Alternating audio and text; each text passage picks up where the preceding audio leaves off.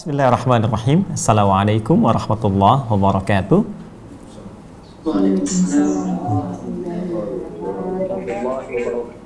Alhamdulillahi rabbil alamin. Wassalatu wassalamu ala rasulillahil karim nabiyyina Muhammadin wa ala alihi wa sahbihi wa ummatihi ila yaumiddin. Wa ba'du. Faya ahbaballahi wa ahbaba rasulihi sallallahu alaihi wasallam, usi nafsi wa iyyakum bitaqwallahi faqad fazal muttaqun fala tamutunna illa wa antum muslimun. Faqala ta'ala ya ayyuhalladzina amanu taqullaha haqqa tuqatih wa la tamutunna illa wa antum muslimun. Izinkan kami mengawali dengan menyapa seluruh segenap keluarga besar dari Kala Group dan mohon izin turut berbahagia mendoakan dalam rangka hari jadi yang ke-68, semoga seluruh yang tergabung dalam keluarga besar Kala Group diberkahi oleh Allah Subhanahu wa taala. Berkah itu ziyadatul khair, bertambah nilai-nilai kebaikan yang mengiringi kesuksesan yang telah diraih. Jadi kalau hanya sekedar sukses, ya semua manusia berpotensi mendapatkan kesuksesan dalam konteks keduniaan, ya baik itu bisa diraih bahkan oleh orang yang belum beriman. Tapi berkah itu belum tentu, kecuali hanya orang-orang yang dikehendaki oleh Allah dan berikhtiar untuk mencapai itu. Kesuksesan yang mendapatkan iringan keberkahan akan melahirkan nilai-nilai kebaikan yang menyertai seluruh yang terlibat dalam apa yang telah diraih itu. Ada kebaikan secara personal, kebaikan dalam lingkungan, kebaikan yang auranya bisa disebarkan dalam kehidupan. Demikian seperti yang digambarkan dalam Al-Quran dan dicontohkan dalam kehidupan Rasulullah SAW. Sekali lagi, izinkan kami mendoakan semoga di 68 hari jadi Kala Group ini keberkahan senantiasa menyertai keluarga besar sekalian. Selanjutnya mohon izin kami mohon maaf tadi sudah persiapan dari sejak pukul 10 ya waktu Indonesia bagian barat di sini. Saya lihat dalam kegiatan kami sudah terpasang, tapi tadi ada koneksi internet yang terputus, kemudian kita penyesuaian kembali. Baik, kita akan coba memulai dari tema yang teman-teman telah sampaikan untuk kita bisa melihat bagaimana paparan dan pedoman hidup yang disampaikan dalam Al-Quran dan Sunnah Rasulullah SAW terkait bangkit dari situasi atau masa yang sulit. Mari kita awali dengan mukaddimah terlebih dahulu tentang konsep kehidupan di antara yang disampaikan dalam pedoman Al-Quran dan Sunnah Rasulullah SAW. Kita mulai dengan Quran surah ke-51 dahulu, Adz-Dzariyat di ayat ke-49. Ini kaidah dasarnya nanti untuk memasuki kepada konsep mengatasi kesulitan dalam kehidupan.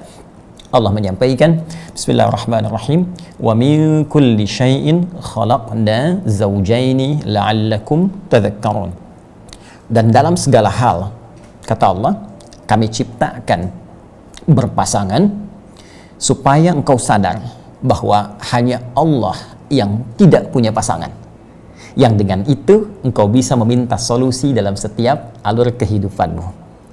Ayat ini memberikan gambaran kepada kita bahwa seluruh yang tercipta, yang telah dicipta oleh Allah Subhanahu wa taala itu memiliki pasangan yang dengan itu didesain untuk mengantarkan kemaslahatan dalam hidup kita, baik bernyawa ataupun yang tidak bernyawa, hidup atau benda mati. Kita manusia, makhluk bernyawa, laki-laki ada pasangannya perempuan. Quran surah ke-49 ayat 13. Ya ayyuhan nasu, hai seluruh manusia tanpa kecuali, inna khalaqnakum min dzakarin wa untha. Kami ciptakan semua golongan manusia itu berpasangan, ada laki, ada perempuan, dan diatur cara keberpasangannya. Semisal di Quran surah ke-30 Ar-Rum ayat 21. Wa min ayatihi an khalaqalakum min anfusikum azwaja. Demikian binatang. Binatang ada jantan, ada betina. Demikian tumbuhan, ada putik, ada benang sari. Demikian fenomena alam, ada siang, ada malam. Pun demikian dengan sifat. Ya, sifat. Di antara sifat itu ada mudah, ada sulit. Nah, yang paling menarik, segala hal yang berpasangan ini desainnya selalu disampaikan oleh Al-Quran membawa hikmah, yang dengan hikmah itu membimbing kita untuk menggapai maslahat-maslahat hidup yang mendapatkan raihannya ridha Allah Subhanahu wa taala. Saya ambil contoh misal sebelum kita masuk ke fase sulit ya. Ketika Allah menampilkan pasangan antara siang dan malam, tidak semudah kemudian sederhana menampilkan ini siang, ini malam. Tapi diberikan penjelasan. Ini maksudnya Allah menciptakan siang. Ini maksudnya Allah menciptakan malam. Bahkan bagi orang yang bisa menganalisis dan menggunakan arahan-arahan tadi, dia akan mendapatkan manfaat dan menemukan esensi kehidupan. Inna fi khalqis samawati wal ardi wa ikhtilafil laili wan nahar la ayatil liulil albab. Baik, ketika Allah kemudian detilkan, misal dari surah Ali Imran tadi, misalnya turun Quran surah An-Naba, ya, surah ke-78 dari ayat 10 sampai 11, ya. Allah sampaikan wa ja'alna al-laila libasa wa ja'alna an-nahara ma'asha. Di antara hikmah berpasangan siang dengan malam supaya kami atur bagaimana ritme kehidupan yang bisa engkau lalui. Ya, siang kata Allah idealnya gunakan untuk beraktivitas, mencari penghidupan, silahkan bekerja. Ya, karena situasinya didesain untuk memudahkan. Mataharinya tampak, kalaupun padam lampu bisa masih kelihatan, ya, aktivitas masih bisa terpantau. Malam diselimuti, idealnya gunakan untuk istirahat. Kalau pengen silahkan riset. Ya, di Quran surah ke-6 Al-An'am, ya, di ayat yang ke-11 itu Qul siru fil ardi ya thumma anzuru kaifa kana aqibatul mukadzibin. Kalau engkau mau riset sampai jalan ekspedisi di malam hari silakan. Seperti Rasulullah kemudian diperjalankan di malam hari peristiwa Isra dan Mi'raj itu di Quran surah ke-17 ayat yang pertama. Ya, subhanalladzi asra. Asra itu seakar dari kata sara, ya ditambah hamzah di depannya muta'addi dengan satu huruf, asra, perjalanan malam hari. Jadi sangat detail. Ini pasangannya, ini fungsinya. Laki-laki pasangan perempuan, ini karakteristik laki-laki, tandanya begini, karakternya begini, pasangannya perempuan, ini fungsinya, ini hak, ini kewajibannya. Nah, sekarang ketika Anda menetapkan tema bangkit dari kesulitan, narasi sulit di dalam Al-Quran itu pun menariknya dijelaskan pasangannya, ya. Sulit disebutkan diksinya, katanya, lalu disebutkan pasangannya, dan sangat menarik dijelaskan secara terperinci panduan-panduan bagaimana bebas dari kesulitan dan meraih kemudahan yang diharapkan itu sesuai dengan passion hidup yang kita pilih. Apakah passionnya mencari kedudukan, ataukah bisnis ya dalam konteks kajian kita ini, ataukah keilmuan dan tahapan-tahapan lainnya. Ini yang akan coba kita turunkan menjadi kajian dalam tempo waktu saya dengar 40 menit kurang lebih ya. Mudah-mudahan waktunya masih cukup ya. Baik, sekarang kita coba keluarkan beberapa turunan surahnya. Kita analisis bersama, lalu kemudian kita bawa ke passion yang sesuai dengan teman-teman sekarang dalami atau kerjakan dalam khususnya dunia bisnis, ataupun bisa kita kembangkan kepada aspek yang lainnya. Baik, mari kita mulai narasi tentang sulit ya. Di dalam bahasa Arab itu setidaknya ada dua diksi yang menunjuk pada kata sulit. Ya. Satu, ada kata sa'bun, sad, ain, ba, seperti ini. Ya. Yang kedua, ada diksi usrun, ya, ain, sin, ra, gini. Sa'bun itu kesulitan, tapi kadarnya masih relatif. Ya, boleh jadi bagi satu pihak itu dirasakan sulit, A merasa sulit, sisi lain B menilainya biasa saja, mudah. Ya, berbahasa Arab bagi sementara orang non-Arab barangkali dia akan katakan sulit. Bagi orang Arab itu mudah. Ya, karena itu orang Arab mengatakan lugha Arabiyyah sahlah. Ya, sebagian orang Indonesia mengatakan la sa'bah, sulit. Jadi kesulitan yang sifatnya relatif bagi seseorang dan yang lainnya mungkin menilainya mudah, itu diksinya dalam bahasa Arab diungkapkan dengan kata sa'uba yas'abu sa'ban. Sebaliknya, kalau ada diksi menggunakan kata usrun, asara ya'sar usrun, ya, ini menandakan kesulitan yang sifatnya mutlak. Sulit mutlak. Ya. Jadi umumnya semua akan mengatakan ini memang sulit. Ya. Saya ambil contoh misalnya, ya, ngangkat mobil ya, mobil begitu besar kita mau angkat, ya kan? Sulit, semua orang akan mengatakan ini sulit. Nggak mungkin, nggak bisa, ya kan? Baik, maka orang akan berkata hamlus sayyarah amrun usrun. Ngangkat mobil itu perkara yang memang mutlak sulitnya. Ya, sulit, semua orang mengatakan ini nggak mungkin, ini kayaknya nggak bisa. Itu usrun namanya. Lawannya dalam bahasa Arab ada kesulitan yang relatif, maka lawannya pun mudah harus relatif juga. Maka sa'bun diperlawankan dengan sahlun namanya. Sahlun. Ya. Karena itu orang Arab berkata, jika ada si A berkata, hadza amrun sa'bun, ini susah, maka yang lain akan berkata, la, hadza sahla, ini mudah. Tapi yang paling menarik, sa'bun, lawannya sahlun, usrun, kesulitan yang mutlak dianggap sulit, ternyata lawannya selalu dipasangkan diksinya dengan kemudahan yang semudah-mudahnya, yang menurut semua orang pun kalau tahu caranya itu pasti mudah. Ya, maka diksinya bernama yusrun. Ya, yusrun. Ada usrun, ada yusrun. Ada sa'bun, ada sahlun. Sekarang mari kita lacak, teman-teman sekalian, keluarga besar, insan kala, seluruhnya, dimanapun Anda berada. Di dalam Al-Quran, Anda tidak akan menemukan kalimat sa'bun yang relatif ketika diungkapkan menunjuk kata kesulitan, pun demikian dengan sahlun. Yang akan kita temukan selalu ada usrun dan membangun sikap optimis dengan solusi yang dipasangkan dengan yusrun. Baik. Ada kata usrun dan yusrun yang paling favorit bagi seluruh umat Islam di muka bumi. Bukankah salah satunya surat Al-Insyirah selain An-Nas itu kan? Surah ke-94 ya. Ya, Quran surah ke-94. Baik, kita temukan di sini kalimat usrun dan yusrun disatukan. Inna ma'al usri yusra. Ya kan? Fa inna ma'al usri yusra. Fa idza faraghta fansab wa ila rabbika farghab. Baik, perhatikan kalimatnya. Inna ma'al usri yusra. Tadi saya katakan pembuka di awal dengan Quran surah ke-51 ayat 49. Dalam setiap nilai kehidupan, senantiasa Allah pasangkan ya segala yang kita hadapi, bahkan diri kita sendiri, untuk memberikan pedoman-pedoman tertentu terkait dengan capaian yang ingin kita raih. Pun ketika teman-teman menampilkan tema sulit, diksi di Al-Quran yang ditampilkan, itu kesulitan bahkan tingkat tertinggi. Yang mutlak, ya. Seakan-akan Allah ingin katakan begini, hei, dalam situasi yang paling sulit pun, yang semua orang mengatakan ini susah, ini sulit, yakinkan pada dirimu, aku pasangkan kesulitan itu dengan kemudahan yang semudah-mudahnya. Kalau dalam bahasa psikologi, kalau Anda sedang merasakan kesulitan, sampaikan pada jiwamu, yakinkan, ini pasti selesai. Ini pasti mudah ini. Ya, ini pasti ada solusinya. Jadi Al-Quran itu selalu ingin menampilkan harapan, motivasi. Ya, tidak pernah ada satu diksi pun dalam Al-Quran yang membuat seseorang pesimis untuk mengatasi setiap persoalan yang dihadapi. Nah, jadi pengantar yang ingin saya sampaikan adalah berita baiknya, ada narasi di dalam Al-Quran yang langsung bersumber dari Allah Subhanahu wa Ta'ala yang memberikan bimbingan tentang tema yang akan kita bahas pada kesempatan kali ini.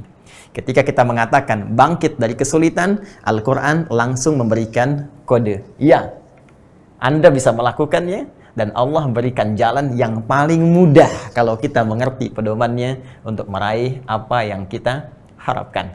Nah, tinggal sekarang kita turunkan bagaimana kemudahan ini bisa diraih seperti yang Allah janjikan pada kita semua.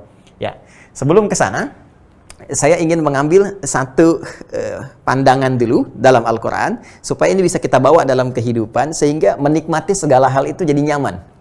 Ini ada rumusnya. Rumus. Sampai-sampai Nabi mengatakan begini, ya ajaban li amril mu'min. Ya, perkara orang beriman itu semua urusannya tuh mengagumkan.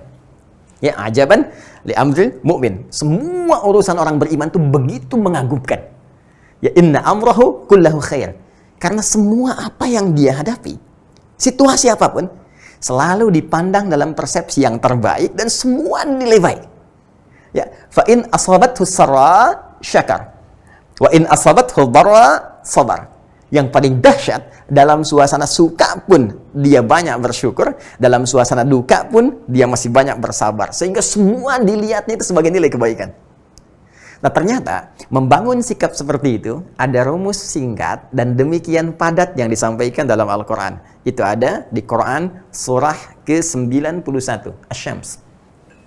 Ya, Quran surah ke-91.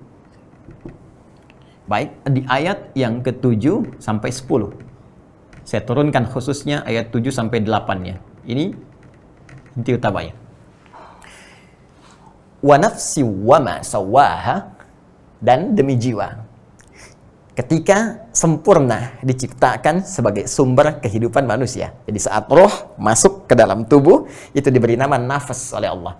Ya, fa idza sawaituhu, ketika diciptakan dengan sempurna berjalan 4 bulan dalam kandungan ibunda, wa nafakhtu fihi min ruhi, ditiupkan roh. Ketika roh masuk itu menjadi nafas. Diserap ke dalam bahasa Indonesia menjadi nafas. Seseorang mulai bisa bernafas ketika rohnya sudah masuk ke dalam dirinya. Fa'alhamaha fujuraha wa taqwaha. Maka kami ilhamkan dalam roh itu, dalam jiwa itu 2 potensi. Ya, potensi pertama, dan ini berlawanan. Ini yang akan kita bawa selamanya dalam kehidupan sampai kita berpulang kepada Allah Subhanahu wa Ta'ala. Jadi selain alam yang kita saksikan berpasangan, diri kita berpasangan, dan bawaan sifat-sifat yang mengatur nilai kehidupan pun itu semua akan berpasangan. Nah, ada sifat yang sepakat disebut mulia, baik, disebut dengan takwa. Ya, ini puncak-puncak kebaikan. Jujur, sabar, dermawan, ya kan? Semua yang positif terlihat itu takwa. Ada lawannya, disebut dengan fujur. Nah, ini orang yang cenderung menilai ini sebagai aspek negatif. Ya, padahal petunjuk Al-Qur'annya sifat fujur ini diciptakan untuk menjadi katalis supaya yang baiknya ini muncul. Ya, baik. Mari kita lihat. Ketika di sini ada jujur misalnya, di sini ada dusta. Ketika di sini ada sabar, di sini ada marah. Marah diciptakan bukan ingin menjadikan seorang manusia menjadi pemarah, bukan. Tapi asalnya supaya jadi katalis agar sabarnya muncul. Sebab kalau nggak ada marah, mustahil orang bisa menghadirkan sabar. Silahkan pimpinan di kala grup misalnya ya. Ya, begitu tiba-tiba masuk ke kantor, nggak ada angin, nggak ada hujan, pegawainya mengatakan, Pak, sabar ya Pak, sabar. Pimpinan akan berkata, kamu sehat. Ya kan? Baik, jadi mesti ada kan, ada katalisnya. Ya, karena itu bahasa Al-Qur'annya, qad aflaha man zakkaha. Akan bahagia hidup orang yang bisa belajar menyucikan. Nyuci itu kan bukan membuang bendanya. Membuang kotorannya supaya bersihnya muncul. Ya, mohon izin, ini agak dalam sedikit ya. Ada pakaian kotor, dicuci kan?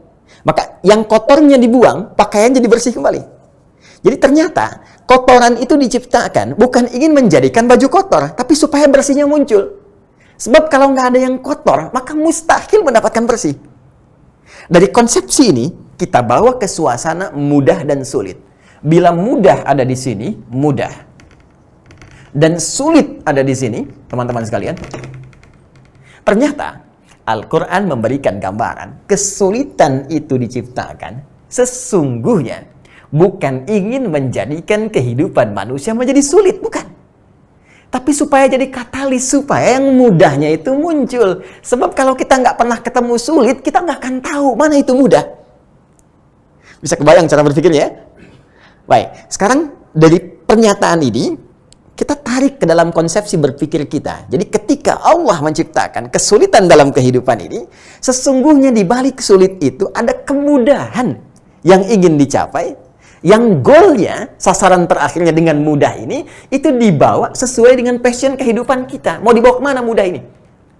Mau dibawa ke rumah tangga misalnya ya? Baik, kemudahan yang dilahirkan setelah sulitnya hilang dalam dunia rumah tangga disebut sakinah namanya. Tuh, tidak banyak orang tahu ini. Buka Quran surah ke-30 ayat ke-21. Ini yang sering dituliskan di surat undangan dalam pernikahan. Dan uniknya kadang yang undang nggak baca. Wa min ayatihi an khalaqalakum min anfusikum azwaja litaskunu ilaiha. Sakinah.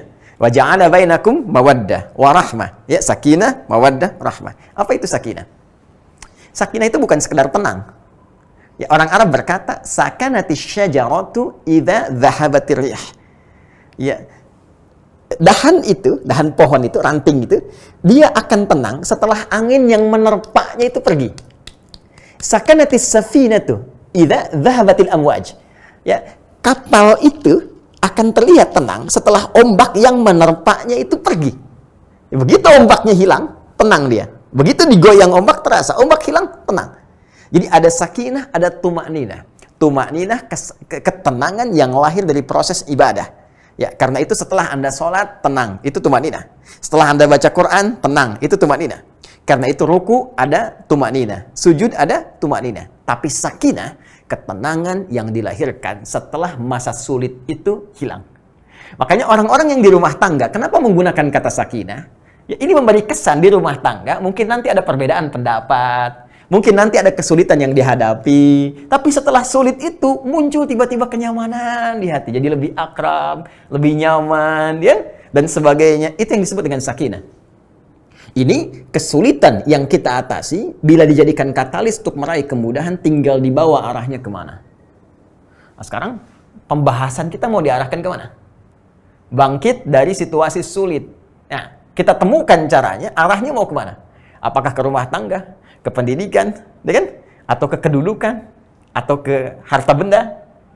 Nah, saya kira karena konteksnya kita sedang diskusi dalam konteks pekerjaan, maka kita bisa arahkan ya konsepsi ini, bagaimana kita bawa mengatasi kesulitan ini, mendapatkan kemudahan dalam dunia bisnis atau dunia kerja untuk mendapatkan cara kerja yang mudah, cara kerja yang berkah, dan cara kerja yang diberikan bimbingan oleh Allah untuk meraih apa yang didapatkan. Nah, dari sini mari kita turunkan konsepsi bangkit dari sulit yang langsung diarahkan pada kepentingan manajemen bisnis dalam Al-Quran.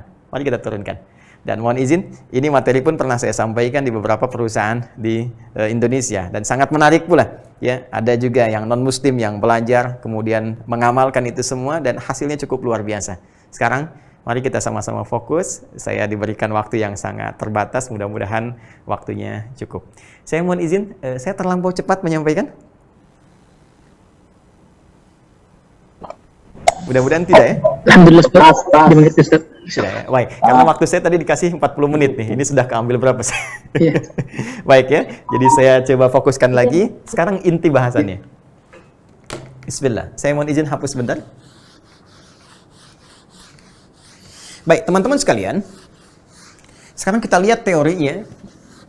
Bagaimana sulit dan mudah menjadi konsepsi dalam Al-Quran yang mengantarkan kita pada kesuksesan. Ya, saya bikin bagan begini dulu. Ini yang kita harapkan, sukses. Ya, orang beriman suksesnya dua, yaitu dunia dan akhirat. Ya, jadi kita diinginkan oleh Allah mendapati sukses di keduanya. Ya, tidak diinginkan orang beriman dunianya nikmat, akhiratnya nestapa. Atau sebaliknya. Ya, akhiratnya bahagia tapi dunianya nestapa. Yang diinginkan oleh Allah dan mengajarkan Allah langsung kepada kita, dunia kita sukses, akhirat pun kita mulia. Ini konsepsinya dibangun di Quran surah ke-2 ayat 201. Bahkan jadi doa kita. Ya Rabbana atina fid dunya hasanah wa fil akhirati hasanah. Baik. Sekarang dalam hal apa ini? Apa yang menjadikan kita nyaman di dunia dan dengan itu dapat diarahkan kepada kepentingan akhirat. Karena yang kita kaji di sini di keluarga Kala Group ya, Insan Kala, maka kita batasi dalam dunia pekerjaan, dunia bisnis. Di sini ada situasi sulit. Kita ingin bangkit. Menjadikan ini sebagai hal yang dipandang mudah, sehingga dengan itu jadi jembatan menuju kesuksesan. Baik, mari kita turunkan ayatnya pelan-pelan. Kita mulai dengan, kita kaitkan ketiganya secara langsung. Kita mulai dengan Quran, surah kedua, ayat 214. Ya, sudah? Quran surah kedua, ayat 214. Quran surah Al-Baqarah, ayat 214, paling kanan sebelah bawah di mushaf standar. Kita akan kaitkan tentang teori sukses, harus melewati berbagai kesulitan dan dipandang sebagai bagian dari kemudahan. Mari kita lihat ayatnya. Am hasibtum an tadkhulul jannata. Apakah kalian duga akan begitu mudah untuk meraih kesuksesan itu? Jannah asal katanya itu bukan surga. Ingat. Ya. Jannah asal katanya bukan surga. Jannah itu satu puncak kesuksesan yang belum tampak, yang ingin diraih, ingin didapatkan. Ya, dia seakar dengan kata al-jin asalnya. Ya, jadi semua kata yang asalnya dari jim dengan nun itu sesuatu yang tersembunyi. Ya, belum tampak karena itu jin disebut dengan jin karena tak nampak dalam pandangan kita. Nah, jadi kalau jin melakukan penampakan, nah itu jin sedang kurang sehat. sedang kena penyakit itu karena jin itu tersembunyi. Ya, manusia tampak. Nah, jadi kalau ada manusia yang senang sembunyi-sembunyi, masuk kantor, ya sembunyi-sembunyi, ke rumah sembunyi-sembunyi, nah itu pasti sedang ada masalah. Ya. Janin. Ya, kenapa disebut janin? Karena tak tampak, ada di dalam perut ibunda. Jannah. Nah, jim, nun, tak, jannah. Kenapa disebut dengan jannah? Karena belum tampak. Belum kelihatan. Ya, puncak tertinggi yang kita raih di akhirat. Kenapa di surga disebut dengan jannah? Karena sekarang belum tampak, belum kelihatan. Nanti setelah kita beramal ke akhirat kita dapati itu semua. Nah, dulu orang-orang Arab saat mereka beraktivitas ingin meraih sesuatu yang belum tampak sebelumnya. Dulu masih sahara, padang pasir. Ya, jadi jarang terlihat yang bagus ya, pandangannya nyaman dipandang, enak dirasakan. Kalau unta banyak. Yang kayak punya unta itu udah biasa, unta merah, unta hitam sudah banyak. Ya, emas, berlian biasa. Yang tidak banyak orang dapatkan pada saat itu adalah kebun-kebun yang indah. Kebun-kebun yang indah. Di ukuran kesuksesan bagi orang-orang Arab di masa lalu sampai di era Nabi SAW itu di antara yang paling hebat itu kalau sudah punya kebun yang indah. Ada anggurnya, banyak kurmanya, ada sungai-sungai di antaranya. Itu yang dibayangkan oleh mereka. Sehingga dalam diksi Al-Quran pun orang-orang yang merasa sukses, ya bahkan sejak eranya sebelum Nabi Muhammad SAW dikisahkan nanti langsung oleh Allah adalah ketika mereka memiliki kebun-kebun dan itu dinamakan dengan jannah. Ya, silakan Anda cek setiap hari Jumat. Ya, selain di antara saudara-saudari kita baca Yasin, bukankah disunahkan baca Al-Kahf? Ya, Quran surah ke-18. Ya, Quran surah ke-18. Kalau teman-teman jeli, Allah memberikan inspirasi kepada kita di surah Al-Kahf ini dengan 4 kisah utama. 4 kisah utama. Ya, di antara 4 kisah utama itu ada kisah 2 pemilik kebun. Ya? Seorang yang memiliki 2 kebun. Maaf, seorang yang memiliki 2 kebun. Pemilik 2 kebun. Ada kisah pemuda, kisah pemilik 2 kebun, kisah kemudian yang selanjutnya Nabi Musa dengan hamba Allah Khidir, ya. Kemudian setelah itu kisah Dzulkarnain. Di ayat ke-32, Quran surah 18. Ayat 32 sampai 44, Allah meminta kita belajar dari percakapan 2 orang yang seorangnya merasa sukses dengan urusan dunianya. Dia bisa meraih puncak raihan dunia tertinggi, mendapatkan jannah. Jannah yang dimaksud di sini adalah puncak kesuksesan dunianya, yang punya kebun-kebun, harta banyak, mewah dan sebagainya. Wadrib lahum, ya. Apa? Masalah rajulaini ja'alna li ahadihuma, ya, jannataini. Ya, berikan Muhammad sallallahu alaihi wasallam contoh, berikan kepada mereka kisah tentang percakapan 2 orang lelaki, 2 orang sahabat yang salah satunya merasa sukses karena punya 2 kebun, ya, yang pohon kurmanya penuh, ya, wa hafafna bainahuma binakhlin wa ja'alna bainahuma zar'a, dipenuhi oleh kurma, pohon-pohon kurma, tengah-tengahnya ada sungai-sungai dan itu dipandang sebagai puncak kesuksesan. Ini inni aktsaru minka mala wa azzu nafara, sampai orang itu berkata, nih hartaku paling banyak, aku sukses nih, keturunanku pun sehat-sehat, bagus-bagus. Ya, jadi saya ingin katakan diksi jannah dalam Al-Quran ya kadang ditautkan pada konteks keduniaan bagi orang yang merasa mendapatkan puncak kesuksesan dunianya. Ya, pada zaman-zaman dahulu termasuk di kalangan masyarakat Arab, kalau punya kebun-kebun, kalau punya tanaman anggur, kalau punya kemudian pohon kurma yang banyak, itu disebut dengan jannah, puncak kesuksesannya. Ya, kalau sekarang mungkin berbeda. Ya, punya perusahaan banyak, ya, punya mobil banyak, ya kan? Punya rumah mewah, ya, keturunan sehat, bagus semua. Maka konteks jannah itu jangan selalu diartikan dengan kebun, tapi lebih kepada ingin memberikan capaian kesuksesan dunia yang bisa diraih dalam konteks keduniaan. Baik, itu satu. Baik, dalam konteks akhirat itu dipahami dengan surga. Jelas ya? Ya, dalam konteks keduniaan ini bisa dipahami dengan capaian. Kalau dalam dunia bisnis, puncak kesuksesan yang bisa diraih dalam bisnis. Dalam capaian spiritual, puncak kebahagiaan surga yang bisa kita dapati. Karena itu redaksi surga di Al-Quran sering diungkapkan dengan jannah sebagai gambaran kesuksesan yang harus kita raih. Quran surah kedua ayat 25. وَبَشِّرِ الَّذِينَ آمَنُوا وَعَمِلُوا الصَّالِحَاتِ أَنَّ لَهُمْ جَنَّاتٍ تَجْرِي مِنْ تَحْتِهَا الْأَنْهَارُ. Nah, untuk mencapai kesuksesan ini, baik itu dunia, apalagi akhirat, kata Allah. Kembali ke Al-Baqarah ayat 214. Am hasibtum an tadkhulul jannah. Apa kamu duga untuk sukses itu bisa engkau raih dengan mudahnya saja? Dengan segampang itu. Kamu pengen sukses langsung sukses? Tidak, kata Allah. Ya, walamma ya'tikum mathalul ladzina khalau min qablikum. Sebelum engkau diuji dengan ujian-ujian. Nih, yang selalu kita terjemahkan diksinya dengan kesulitan.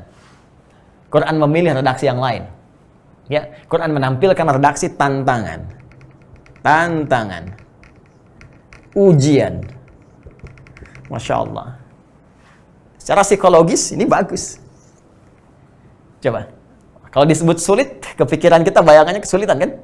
Ya. Tapi kalau tantangan, ujian, ada motivasi kita untuk mengatasinya. Ya, tapi poinnya adalah untuk meraih kesuksesan itu, ya memang fitrahnya kita harus melewati ini. Masa-masa ujian, tantangan. Ya.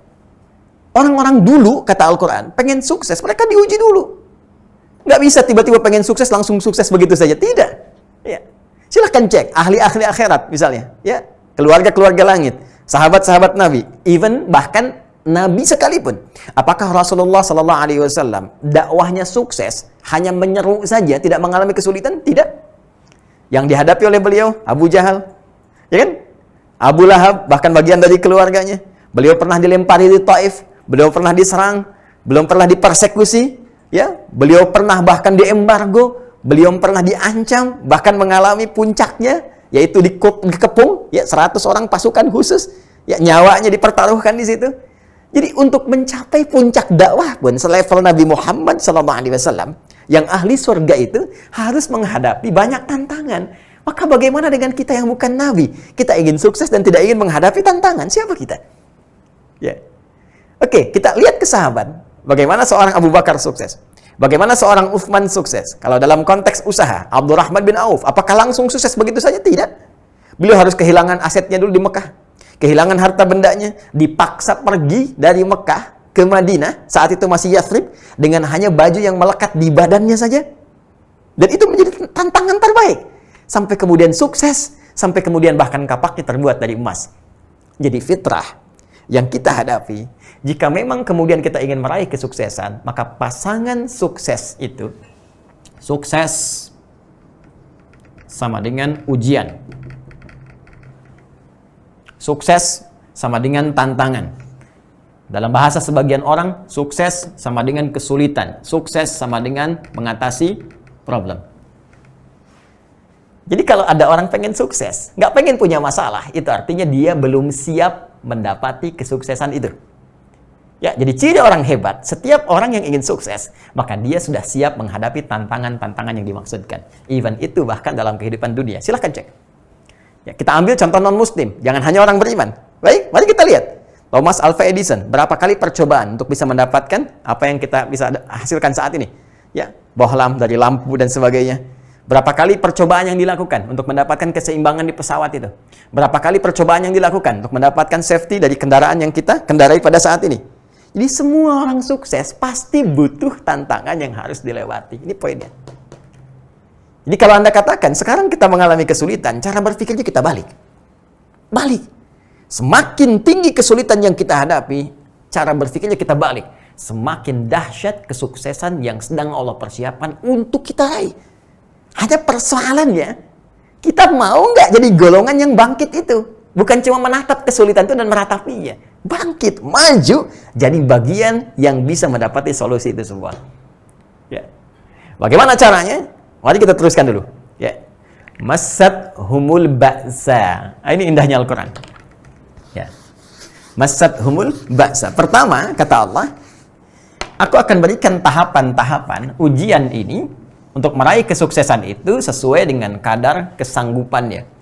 Jadi ada kaidah lain nanti di Quran surah kedua Al-Baqarah di akhir ayat 286. Ya, di akhir ayat Al-Baqarah, akhir surah Al-Baqarah yaitu ayat 286. La yukallifullahu nafsan illa wus'aha. Allah tidak mungkin menguji seorang hamba di luar batas kemampuannya. Nah, jadi kalau diuji pasti kita mampu. Kalau tidak mampu, tidak mungkin diuji. Mau di rumah tangga, mau di pekerjaan, ya, mau di jabatan, birokrasi, diplomasi, semua ujian yang kita dapati itu kita sanggup. Ya, kalau Adi Hidayat tidak sanggup, tidak akan diuji. Kenapa Anda yang diuji bukan saya? Karena Anda yang sanggup, saya nggak sanggup. Ya. Dan keadilan Allah menjadikan ujian itu diberikan pada hambanya yang sanggup saja. Baik, dari kadar ini dibagi 3 bagian. Ya. Jadi saya ingin bangun prinsip, ayo tampilkan optimisme. Jadi kalau di kantor, di pekerjaan, di perusahaan, ya saya sedang punya persoalan, punya proyek, ya, ada ujian-ujiannya. Ternyata Anda yang mengalami, maka yang pertama kali sampaikan berita gembira pada diri Anda. Saya yang diuji berarti saya sanggup. Bukan orang lain yang diuji dengan ini, tapi saya yang diuji berarti saya sanggup. Tinggal kita turunkan peta-petanya. Beginilah keterangan Al-Quran. Masathumul ba'sa. 1, ada ujian yang sifatnya masih ba'sa. Ya. Bentuk jama dari kata ba'sun. Sesuatu yang ringan. Masih ringan. Orang Arab itu kalau Anda mau ke kantor, terus misalnya gerimis, cuma kecil-kecil gemercik gitu ya. Terus orang berkata, nazil matar. Ya, hujannya turun. Dia berkata, labas. La ba'sa. Gak apa-apa ini ringan kok. Ya, orang Indonesia lebih hebat. Disatukan kalimatnya. Labas. Tuh. Ya, ujian yang mudah untuk dilewati. Ya, Anda masuk kala grup kan, diuji dulu kan? Ada ujian, sesuaikan pekerjaannya, kan? Batas kemampuannya apa, psikotesnya bagaimana, kemampuan di sini, kasih bebannya seperti ini. Ya, ingin naik posisinya, lebih tinggi lagi. Ingin pekerjaan lebih naik lagi, divisi makin meningkat lagi, posisi lebih kuat lagi. Maka ujiannya pun naik kembali. Dharra. Ya, jama dari kata dharrun. Dharra. Dari kata dharrun atau dharrun. Ya, sesuatu yang mudah, sudah mulai mengenai fisik. Ya, kalau hujan tadi masih gerimis, sekarang sudah mulai deras tuh. Ya, tadi pekerjaan masih ringan-ringan, sekarang sudah mulai menguras fisik. Ya, lelah, tenaga sudah mulai dikeluarkan, pikiran sudah mulai berpikir dan seterusnya. Ya, itu tandanya Anda sudah mulai mau masuk di level kesuksesan yang tahap kedua. Naik lagi. Jadi perhatikan cara berpikirnya ya. Perhatikan cara berpikirnya. Orang yang diuji oleh Allah dengan ujian ringan, dia akan disesuaikan dengan kadar kesuksesannya. Masih ringan. Ya, orang yang cuma omset 1 juta, 2 juta, nggak mungkin kadar kesuksesannya, ya, kadar ujiannya diuji dengan yang 2 miliar, 3 miliar. Pasti akan sesuai. Ya, tantangannya di 1 juta, 2 juta. Tapi kalau Anda sudah merasakan ujiannya naik di atas level itu, berarti Allah ingin berkenan menaikkan omset Anda. Menaikkan kadar kesuksesan Anda. Ya, menaikkan kadar capaian Anda. Apalagi kalau sudah sampai pada yang ketiga. Ya, wazulzilu. Zulzilu. Dari kata zilzal. Ya, zilzal itu asalnya gempa. Ya, idza zulzilatil ardu zilzalah. Apabila bumi telah diguncang sekuat-kuatnya, gempa. Ya, maksudnya apa? Ujian yang sudah mulai menggoyang keadaan hati kita. Sudah mulai berpikir nih, bukan cuma fisik saja. Ya, sampai berkata, kapan ini akan berakhir ya Allah? Ya, hatta yaqula rasul walladzina amanu ma'ahu mata nasrullah. Kapan pertolongan Allah ini? Ya Allah, pandemi kapan berakhir ya Allah? Ya Allah, ini omset mulai turun, ini mulai begini, mulai begitu. Hei teman-teman, ada konsep dalam Al-Quran. Ketika Anda diuji dengan tingkat ujian yang sudah tinggi sifatnya sampai ke efek zilzal, sesungguhnya kalau kita pahami dengan cara yang benar, Allah ingin mengantarkan kesuksesan kepada kita, langsung mengangkat kepada level yang lebih tinggi. Ya, minimal di perusahaan itu bisa mengecek siapa orang-orang tangguh, karyawan-karyawan tangguh. Ya, kalau dalam konteks di Kala Group nih bisa kelihatan ketika diuji, bisa kelihatan. Ya, Mana yang numpang beraktivitas saja, mana orang yang benar-benar pengen bekerja. Bisa kelihatan, Anda bisa lihat. Ya, karena itu di beberapa perusahaan profesional, kadang-kadang bikin kasus sendiri. Kalau ada kasus ini, bagaimana penyelesaiannya? Kalau ada begini, bagaimana? Ini Allah kadang-kadang langsung kasih. Ini loh, ada tantangan begini. Ini ada hal yang seperti ini. Ya, makanya dalam situasi pandemi, itu Nabi pernah memberikan gambaran. Bagi orang beriman, situasi itu bisa menjadi rahmat. Kalau meninggal dia syahid, kalau hidup ada peluang dari situ untuk berjuang. Di antara perjuangannya ada aspek ekonomi. Ya, saya pernah sampaikan ini waktu Zoom dengan Unhas. Nah, itu yang praktekkan Cina sekarang.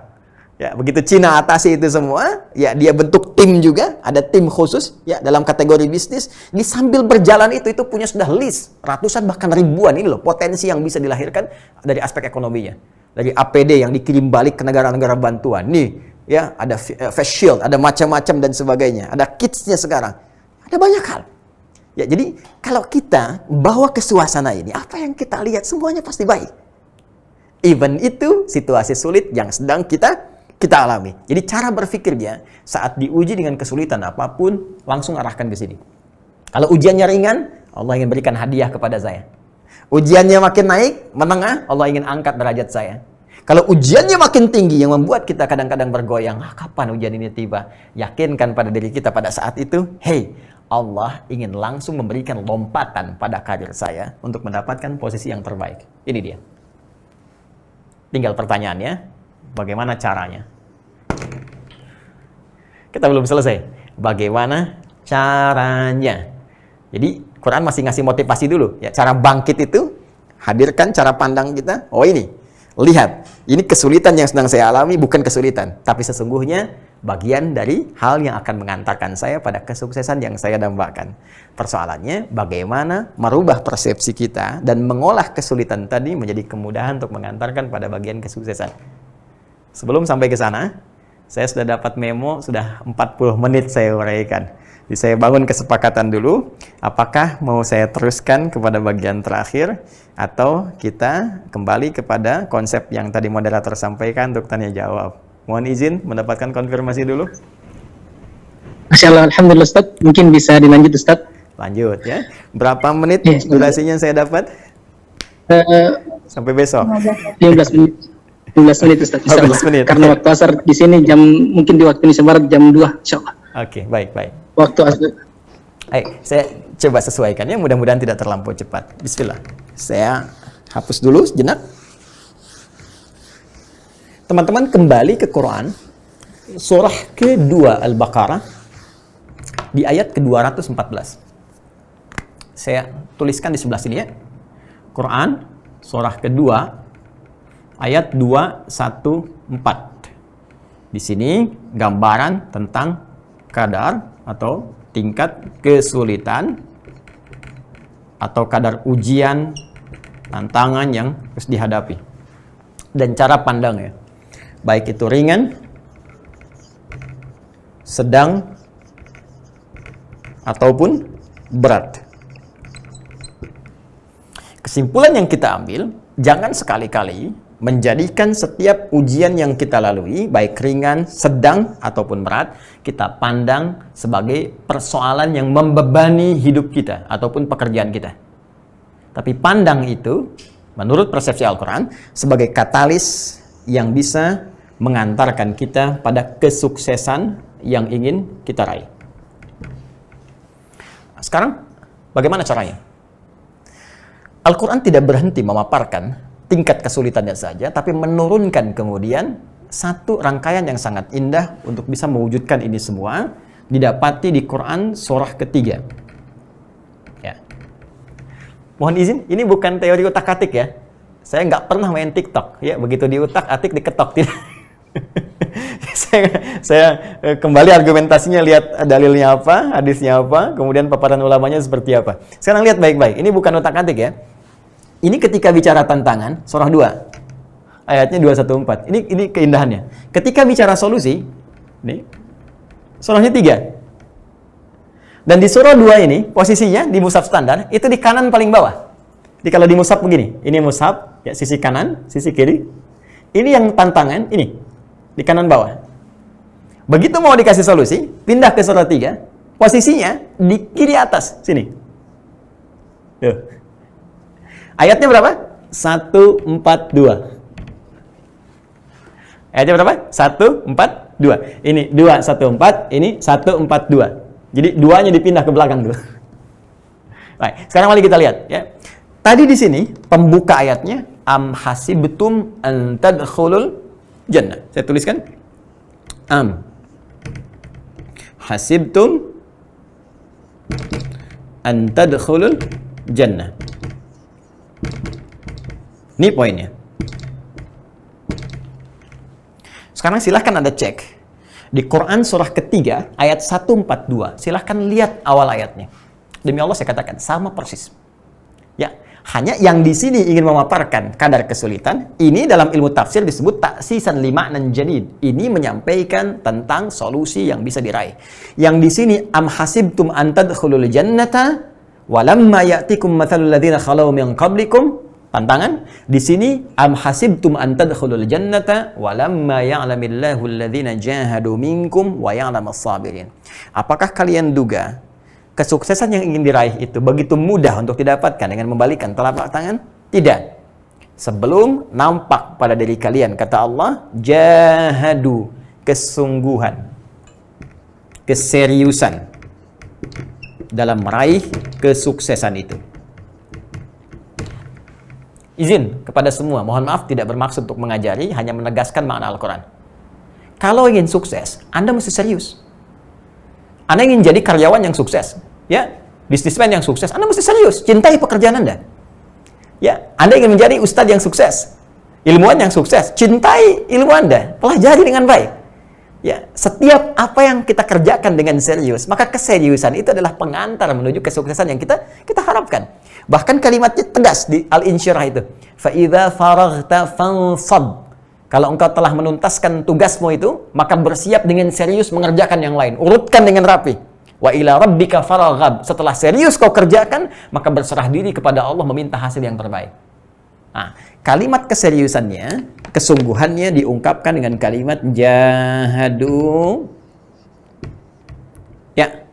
Jahada, yujahidu, jahadu, infinitif, akar utamanya. Awas, saya katakan akar utamanya dalam ilmu lughah, ya, bukan ilmu sharaf, ya. Kalau ilmu sharaf nanti tasrifnya jahada, yujahidu. Tapi akar utamanya, ya, itu dari kata al-juhdu.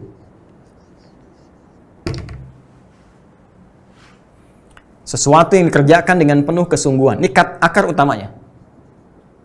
Dari sini, teman-teman sekalian, ini ada 3 derivasi, 3 hibrida. Jadi kalimat ini, punya akar ini, punya 3 makna utama. Ya. Apa itu? 1, dari kata ini bisa terbangun kata ijtihad.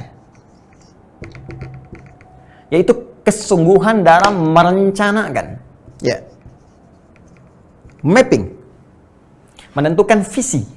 Menentukan rencana-rencana kegiatan yang akan dibangun.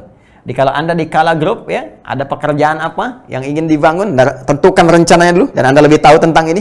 Ya, buat visinya seperti apa, bagaimana capaiannya, dipetakan tantangannya. Oh, ini mungkin masalah yang akan kita lalui. Bagaimana cara menghadapinya, timnya siapa, ini pemetaannya, sampai ke bawahnya. Ini omset yang mungkin bisa diraih, ini potensi zakatnya, ini infaknya. Kita ambil nilai itu untuk mendapatkan bagian berkah akhiratnya. Misal, itu kesungguhan dalam merencanakan sesuatu, itu ijtihad.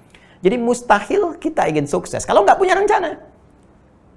Bahkan dahsyatnya, lihat, nama sholat pertama yang kita kerjakan sholat apa? Subuh kan? Subuh. Ya, silakan. Subuh, zuhur, asar, maghrib, isya. Dan kebanyakan orang hanya mendapatkan nama saja. Padahal semua nama itu punya makna. Apalagi nama dalam ketentuan syariat untuk ibadah. Subuh itu bukan sekedar nama. Dari kata asbah asalnya. Asbah yusbah. Ya, sesuatu yang sudah siap dengan rencana. Ya, jadi kalau orang Arab tanya kaifa asbahtum, bagaimana kabarmu hari ini? Baik, saya sudah siap mengeksekusi ini A, B, dan C, dan seterusnya. Quran surah At-Takwir, ya, surah ke-81 di ayat ke-18 itu, was-subhi idza tanaffas. Dan demi, kata Allah, aku bersumpah demi waktu subuh yang saat itu dimulai rencana beraktivitas. Bahkan matahari mulai memancarkan sinarnya, disebut dengan fajar itu kan. Kemudian dedaunan pohon-pohon mulai akan beraktivitas, ya, mengeluarkan oksigen di pagi hari. Malamnya dia kemudian menyerap oksigen lagi, ya. Jadi luar biasa, semua aktivitas dibangun. Seakan-akan Allah memberi kesan, kenapa dinamai waktu subuh, ingin memberikan kesan kepada kita, hey, orang Islam itu, orang beriman itu mesti beda dengan yang lainnya. Orang beriman di mana dia bangun, dia sudah siap dengan rencana yang akan dia kerjakan di hari itu. Makanya Nabi kalau malam itu introspeksi diri. Lihat aktivitas apa yang dikerjakan di hari ini. Kalau ada yang kurang-kurang, istighfar, dicek lagi, besok mau ngerjakan apa. Demikian kita teman-teman. Fa'idha faraghta fansab. Saya tanya pada Anda sekarang, mohon izin ya. Anda nanti jam 3 mau kemana? Jam 4 ngerjakan apa? Jam 5 ada di mana? Urusan akhirat, berapa banyak ayat Quran yang mau dibaca pada hari ini? Berapa banyak infak yang mau dikeluarkan? Nanti malam tahajud mau jam berapa? Bisa jawab.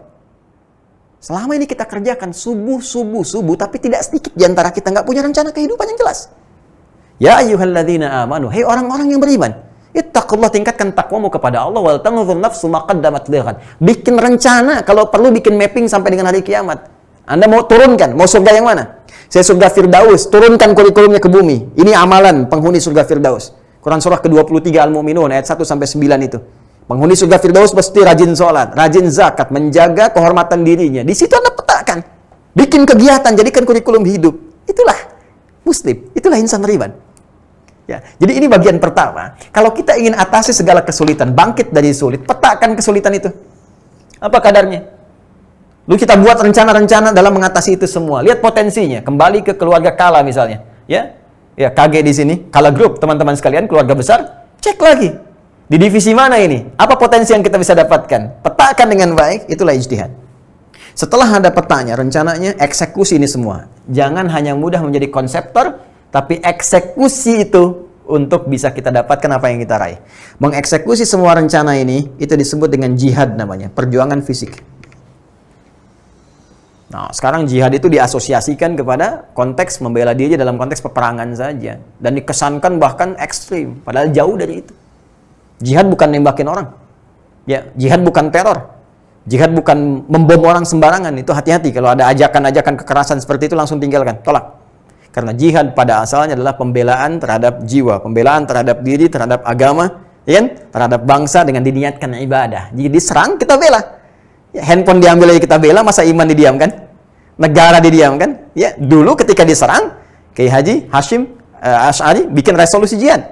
Ya, ada Kiai Haji Nur Ali di Bekasi, ada ulama-ulama kita kumpul, bikin resolusi jihad. Kenapa? Pembelaan. Di jihad bukan sembarangan, perjuangan melalui tindakan, perjuangan melalui fisik. Ya, jadi kalau kita ingin gunakan konteks ini dalam konteks kegiatan berusaha, berbisnis, maka jihad bisa diartikan adalah perjuangan atau eksekusi secara fisik tentang rencana-rencana yang telah kita siapkan. Time schedule-nya ada, job desk-nya seperti apa, job description-nya bagaimana, lalu eksekusi semuanya itu, dan terakhir, mohon izin dengan cepat, ada perjuangan melawan gejolak emosi yang disebut dengan mujahadah. Nah, ini dia. Jangan dikira pekerjaan itu sederhana yang kita lakukan. Teorinya sederhana, tapi ketika kita jalani, kadang-kadang ada semangat, ada malas, ya kan? Kadang-kadang setan datang dengan was-was, ada iri hati, kecemburuan satu dengan yang lainnya. Maka perjuangan mengatasi itu semua supaya baik lagi, niatnya lurus, keseriusannya terbangun, itu disebut dengan mujahadah. Perjuangan dalam mengendalikan gejolak jiwa atau aspek emosional. 3 makna ini, ijtihad, jihad, mujahadah, dirangkum dengan satu kata saja dalam diksi Al-Quran, jahadu. Walamma ya'lamillahu alladhina jahadu minkum. Jadi kalau kita ingin bangkit dari kesulitan, kata Al-Quran, petakan kesulitan itu. Bikin rencana yang jelas. Mau kemana arahnya? Lihat passionmu di mana? Lihat bakatmu. Ya. Kemudian setelah itu, eksekusi semua konsep itu. Tentu hati-hati. Di perjalanan pasti ada gejolak-gejolak. Kadang-kadang mau ke masjid, udah semangat, hujan besar, turun lagi. Hei, katanya semangat mau ke masjid. Cari dong perangkatnya, ambil payung, kenakan apapun. Yang penting target kamu tercapai. Ya, dunia ataupun akhirat kita. Yang terakhir, wa ya'lamas sabirin, dan lakukan semua ini dengan sabar. Ya, sabar bukan diam, sabar bukan menunggu. Ya, kalau menunggu saja tidak akan pernah terjadi pernikahan. Yang laki-laki menunggu, perempuan menunggu, harus ada yang bergerak. Ya, sabar adalah merespon segala hal dengan mengikuti segala ketentuan Allah Subhanahu wa taala. Ketika Allah katakan sabar, Bagaimana konsepsinya dalam berusaha? Kamu berikhtiar saja. Fa idza faragta fansab. Kembali. Wa ila rabbika farghab. Kemudian setelah itu serahkan semua hasilnya kepada Allah Subhanahu wa taala dan turunlah kemudian dari situ teori rizki untuk menenangkan kepada kita. Karena jangan-jangan yang Allah inginkan aspek yang lain. Ada yang baru berusaha langsung datang hasil keduniaan. Ada yang oleh Allah ditahan dulu, bukan untuk menahan rizkinya, tapi untuk mengoleksi aspek yang lain. Seperti doanya diperbanyak, tahajudnya banyak. Sehingga setelah kita siap dengan bekal akhiratnya, dunia diberikan, dunia selamat, akhirat pun selamat. Kadang-kadang konsepsinya demikian. Nah, jadi secara singkat dan cepat saya ingin tegaskan bahwa bangkit dari situasi sulit itu adalah satu hal yang niscaya, bahkan mutlak yang diperintahkan oleh Al-Quran. Tidak pernah Allah menciptakan kesulitan untuk membuat kehidupan kita sulit, susah, larut dalam kegelisahan. Tapi Allah jadikan kesulitan itu sebagai katalis untuk bisa menghadirkan segala kemudahan dan kesuksesan yang kita harapkan. Caranya, persepsikan semua kesulitan itu sebagai tantangan. Petakan, baik dari yang ringan, menengah, ataupun berat. Setelah itu, bikin visi, ya, bikin rencana untuk mengatasi itu semua. Kemudian eksekusi dengan perjuangan fisik kita dan bangun kekompakan dengan mujahadah serta isi semua dengan kesabaran. Bila itu telah terjadi, maka akan ada satu kelapangan dalam jiwa yang dengan itu bisa mengangkat derajat kita di hadapan Allah. Kelapangan yang menjadikan kita merasa nyaman dan terangkat derajat dalam bahasa Arab disebut dengan syarah. Kalau sudah meresap pada jiwa kita disebut dengan insyirah, maka muncullah surah Al-Insyirah. Alam nashrah laka sadrak. Bukankah aku sudah pernah lapangkan keadaan jiwamu sehingga menghadapi apapun sekarang kamu mudah. Nabi Muhammad SAW dilapangkan oleh Allah jiwanya sehingga dilempar dengan batu ringan, dilempar dengan kata-kata ringan, dilempar dengan apapun tawakal. Orang-orang yang sudah kuat mentalnya, terbangun dengan baik di perusahaan manapun, terutama di keluarga besar, Kala Group. Kalau Anda sudah mendapatkan insyirah ini, Anda nggak akan pernah punya diksi sulit. Semua yang terjadi akan Anda pandang dengan penuh kelapangan, kenyamanan seperti tantangan yang biasa kita hadapi. Ya, alam nashrah laka sadrak. Ya, wa wada'na anka wizrak alladhi anqadha dhahrak. Kata Allah, kalau kamu sedang merasakan sulit, bayangkan kesulitan yang dulu yang pernah engkau selesaikan. Kalau yang dulu pernah selesai, maka yang sekarang pun akan tuntas. Kalau itu bisa engkau lakukan, wa rafa'na laka dzikrak, maka Allah akan angkat, ya, namamu, angkat derajatmu, angkat semua aktivitasmu dengan keberkahan dalam naungan ridha Allah Subhanahu wa taala sampai ke ujung ayatnya. Inna ma'al usri yusra. Ingat, di setiap ada kesulitan pasti ada solusi yang paling mudah. Belum yakin? Fa inna ma'al usri yusra. Hei, saya tegaskan lagi kata Allah, setiap ada kesulitan itu jalan menuju kemudahan. Quran surah kedua di penghujung ayat 185. Yuridullahu bikumul yusra wala yuridu bikumul usra. Allah menginginkan engkau mendapatkan kemudahan, bukan kesulitan. Jadi kalau masih ada yang sulit setelah paparan ta'lim ini, merasa sulit, itu bukan Allah yang menjadikan sulit. Andanya yang tidak ingin pernah meraih kemudahan. Fa idza faragta fansab. Setelah selesai urusan yang engkau lakukan, siapkan pekerjaan berikutnya. Wa ila rabbika farghab. Dan tawakallah kepada Allah untuk mendapatkan hasil yang sempurna dengan niat ibadah kepada Allah Subhanahu wa taala. Itu saya kira yang bisa saya sampaikan dalam tempo waktu yang Anda berikan. Semoga ada manfaat yang didapatkan, dan selanjutnya jika masih ada waktu tersisa, kita bisa diskusikan atas apa yang teman-teman ingin sampaikan. Subhanakallahumma bihamdika asyhadu an la ilaha illa anta astaghfiruka wa atubu ilaik. Assalamualaikum warahmatullahi wabarakatuh. Waalaikumsalam warahmatullahi wabarakatuh. Masya Allah, alhamdulillah. Itulah tadi kajian virtual yang dibawakan oleh Ustadz Adi Hidayat LCMA. Semoga dapat diamalkan dalam kehidupan sehari-hari. Hadirin insan Kala dan para pemirsa channel YouTube Kala Group yang insya Allah dirahmati oleh Allah Subhanahu wa taala. Baik, sesi selanjutnya yaitu sesi tanya jawab. Baik Ustadz, ada beberapa pertanyaan yang masuk. Silakan. Pertanyaan pertama, bagaimana cara bisa tetap bersabar dan bisa bangkit melewati cobaan, baik cobaannya berupa pandemik seperti ini atau cobaan lainnya, Ustaz? Terima kasih. Mungkin bisa dijawab langsung, Ustaz, insyaallah. Baik. Bagaimana caranya bisa bersabar? Ya bersabar. Kemudian yang kedua, dalam situasi apa? Petakan dulu situasinya. Apa yang Anda maksudkan? Karena Islam itu satu-satunya, ya saya bisa katakan satu-satunya din, agama di muka bumi yang menampilkan pedoman bagi seluruh kehidupan kita. Silahkan demi Allah saya katakan, Anda bandingkan dengan keyakinan manapun. Tidak ada yang memiliki pedoman selengkap Islam. Islam mengatur perkara kehidupan kita, bahkan dari bangun tidur sampai tidur lagi. Dari perkara yang sederhana sampai yang kompleks, semua ada pedomannya. Silahkan cek, bangun tidur kita punya pedomannya, bahkan ada doanya. Doa itu pedomannya, ya bukan sekedar dibaca secara formal. Mau makan ada doanya, ke toilet ada aturannya, ke masjid ada aturannya. Jadi yang ringan pun ada, apalagi yang kompleks. Sekarang yang mau Anda tanyakan spesifiknya apa?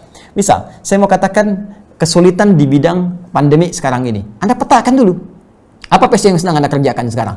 Ya, ambil hadis-hadis Nabi SAW. Ada kitab bagus judulnya, namanya Al-Fathur Rabbani, ya, fi Tartib Musnad Imam Ahmad bin Hanbal Asy-Syaibani. Di halaman 202 ada pedoman judulnya tentang Kitabul Waba wa Ta'un. Ya, kitab pedoman menghadapi wabah dan ta'un. Itu ditampilkan secara detil bagaimana petunjuk-petunjuk Nabi ketika kita menghadapi satu wabah. Baik sifatnya wabah itu epidemi lokal tapi menyebar, atau pandemi menyebar secara lebih luas lagi.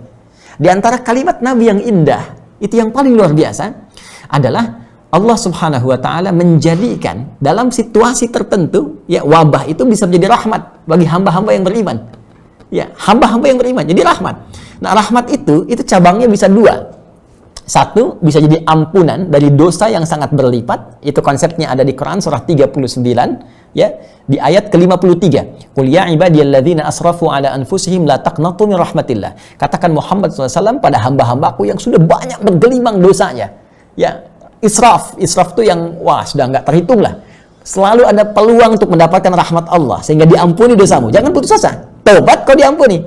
Nah, puncak tertinggi pemberian Allah untuk mengentaskan dosa seseorang itu dengan menurunkan rahmatnya. Ya, dan di pandemi, situasi wabah yang sangat menyebar itu, rahmat Allah begitu besar. Sampai saking besarnya, orang-orang yang berjuang di lingkungan pandemi itu, kalau dia terkena dalam konteks ini COVID misalnya, dia terkena ke situ, kata Nabi, dia bersabar, ya, wa muhtasiban annama asabahu, dan dia bersabar dan menghitung bahwa apa yang telah menimpanya, maka tabalahu illa min indillah, tidak ditetapkan kecuali Allah berkehendak kepadanya, maka diberikanlah padanya pahala semisal syahid. Anda bayangkan, jadi kalau dia wafat, syahid dia. Itu apresiasi dari Nabi.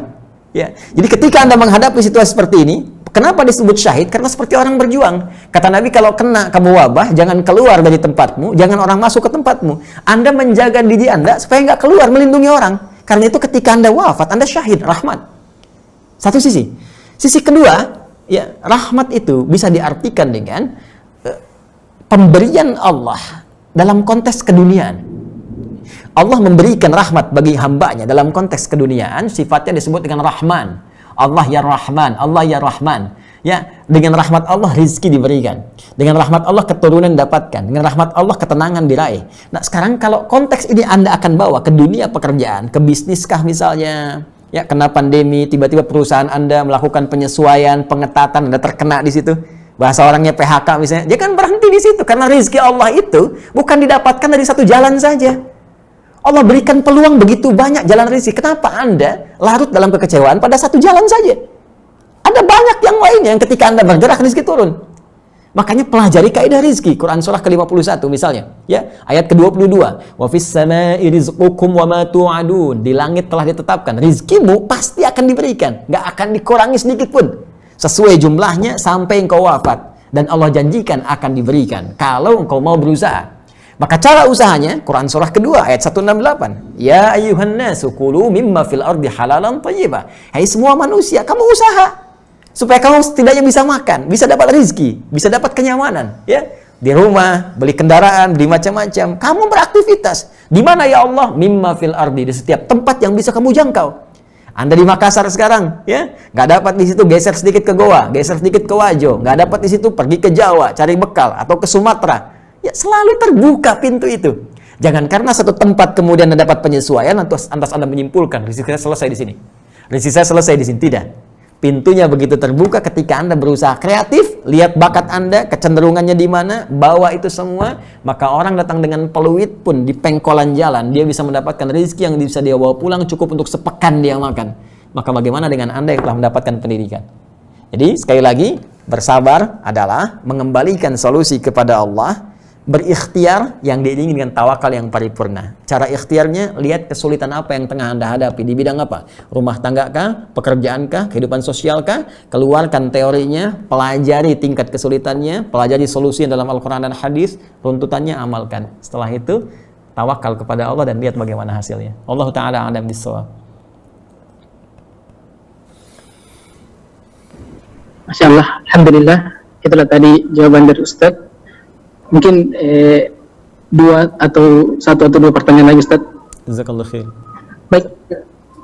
Pertanyaan selanjutnya dari Bapak Said Abu Amar.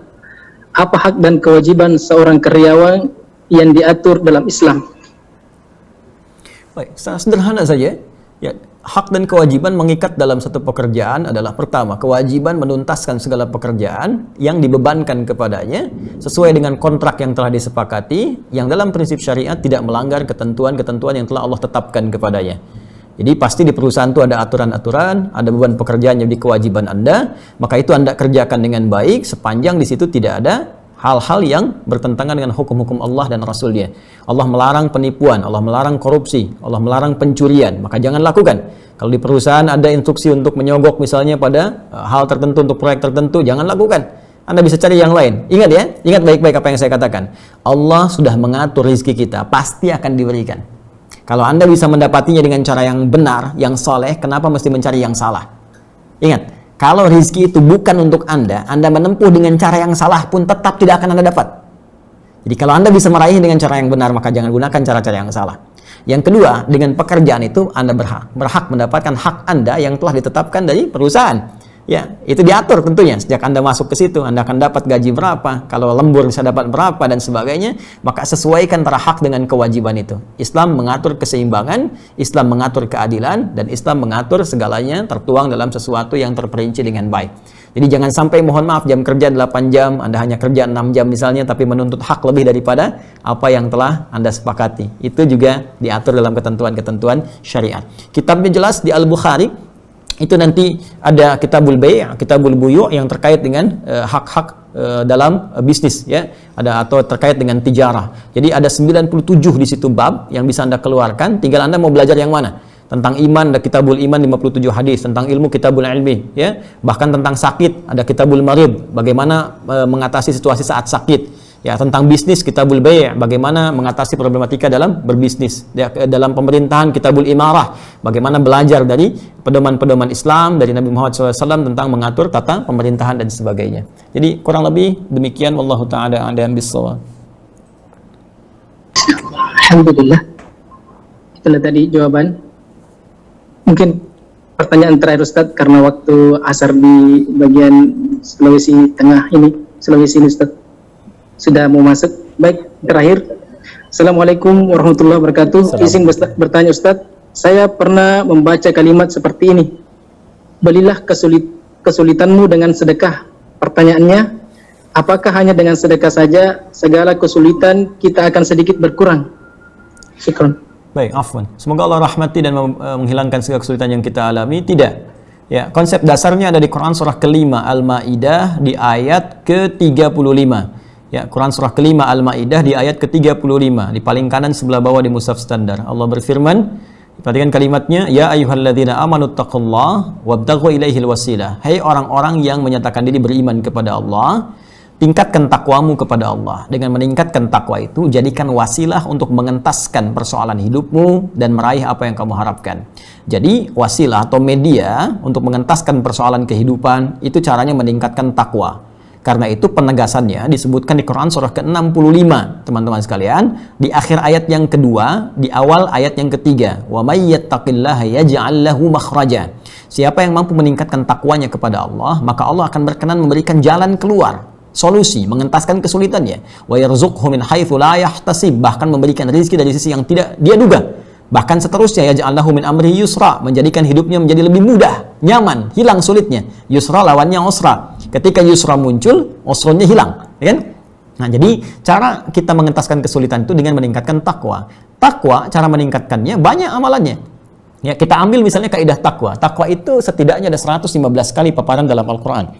Di antara yang pertama, memaparkan sifat orang takwa di Al-Baqarah di ayat kedua sampai 5. Dzalikal kitabu la raiba fihi hudal lil muttaqin. Semua isi Al-Qur'an jangan pernah diragukan, menjadi petunjuk bagi orang takwa. Siapa orang takwa? Apa amalannya? Ayat 3. Alladzina yu'minuna bil ghaib, yaitu orang yang sering mengupdate imannya, diupgrade, dia tingkatkan terus. Bagaimana caranya? Wa yuqimunas shalah. Dia tingkatkan sholatnya. Jadi ternyata sholat bagian dari amalan takwa. Takwa bisa mengentaskan persoalan. Jadi sholat itu wasilah terbaik tanpa biaya yang bisa menghilangkan kesulitan kita. Karena itu panggilan pertama sholat, panggilan mengentaskan kesulitan. Buka Quran surah kedua ayat ke-45. Ya, wasta'inu bis-sabri was-shalah. Kalau engkau punya persoalan, maka terima dulu dengan sabar masalah itu, karena yang lain pun punya masalah. Kamu akan sukses. Setelah itu, was-shalah, minta solusinya lewat sholat. Karena itu dalam semua bacaan sholat, isinya doa semua. Bahkan boleh kita meminta dalam sujud. Ya, walau dalam sholat fardu, saya memilih tidak dilafadzkan, dalam hati kita minta. Ya, iman kita dipertaruhkan. Al-Baqarah ayat 153, ya, ayat 153. Ya ayyuhalladzina amanu ista'inu bis-sabri was-shalah. Hei, kalau kamu nggak yakin iman kamu di mana, kata Allah. Hei orang beriman, terima persoalan dengan sabar, minta solusi lewat salat. Karena itu kita minta, iyyaka na'budu wa iyyaka nasta'in. Ya Allah, aku sekarang ibadah salat, aku sekarang punya masalah. Aku minta solusi ya Allah. Maka lihat hadis qudsi jawabannya. Hadza baini wa baina 'abdi wa li 'abdi masal. Kata Allah, ini perjanjian antara aku dengan hambaku. Kalau hambaku benar salatnya, aku tuntaskan, aku berikan semua permohonannya. Satu salat. Dan salatnya bentuknya jama' di situ, teman-teman sekalian. Ya, bentuk mufrad yang bermakna jama'. Wa yuqimunas shalah. Alif lam shad lam wawu ta marbutah. Ya. Ya, kalau bentuknya jama' dalam konteks luas artinya bukan fardu saja. Mulai tahajudnya kerjakan. Konsisten tahajud, teman-teman. Itu Allah berjanji, dengan Anda menunaikan tahajud diberikan 4 hal. Salah satunya dientaskan dari segala kesulitan. Ya, Quran surah ke-17 ayat 79 sampai 81. Wa minal laili fatahajjad bihi nafilatan laka, ya, asa ayyab'atsaka rabbuka maqama mahmuda. Allah angkat nanti karir Anda. Ya, wa qur rabbi adkhilni mudkhala sidqin, dibimbing mengawali pekerjaan. Wa akhrijni mukhraja sidqin, dibimbing mengentaskan kesulitan. Wa ja'alni min ladunka sultanan nasira, dilindungi kalau ada orang yang ingin sengaja menjahili Anda dalam pekerjaan. Ya, di salat. Wa mimma razaqnahum yunfiqun, infak. Karena itu tadi ada redaksi. Ya, infak, bersedekah dalam konteks dengan harta bisa mengentaskan kesulitan. Bisa. Ada teorinya itu. Ya, bahkan ada keterangan-keterangan yang disampaikan dari ulama bersanad kepada Rasulullah sallallahu alaihi wasallam. Walladzina yu'minuna bima unzila ilaik, interaksi dengan Al-Qur'an. Al-Quran membuka semua hal kesulitan. Kalau Anda sedang gelisah, punya masalah, alih-alih bikin status ya di media sosial, ambil wudhu, buka mushaf, baca. Itu saat baca minimal Allah tanamkan ketenangan dalam jiwa. Sehingga dengan tenang itu kesulitan mudah untuk dientaskan. Ya, itu diantara beberapa hal yang bisa kita lakukan secara singkat dan padat karena keterbatasan waktu. Jadi bisa dengan sholat, ya, bisa dengan infak, sedekah kalau ada harta, bisa juga dengan Al-Quran, menghafal Al-Quran, memahami, membaca, diikhtiarkan untuk mendapatkan solusi dari Allah Subhanahu wa Ta'ala. Demikian segala dalil yang tertuang dalam Al-Quran dari hal pokok yang Anda tanyakan. Semoga dengan itu Allah memudahkan kita untuk mengamalkannya. Itu intinya. Wallahu ta'ala a'lam bishawab. Amin Allahumma amin. Alhamdulillah. Masya Allah, pertanyaan-pertanyaan sudah dijawab oleh Ustadz, dan semoga penanya dan pendengar dapat mengamalkan dalam kehidupan sehari-hari. Dengan berakhirnya sesi terakhir, maka berakhir pula kajian kita kali ini. Terima kasih atas atensinya, dan kami ucapkan kepada hadirin Insan Kala dan para pemirsa channel YouTube Kala Group, syukran jazakumullahu khairan. Kami tutup dengan doa kafaratul majlis. Subhanakallahumma wa bihamdik, asyhadu an la ilaha illa anta, astaghfiruka wa atubu ilaik. Assalamualaikum warahmatullahi wabarakatuh. Assalamualaikum warahmatullahi wabarakatuh. Jazakumullah khair.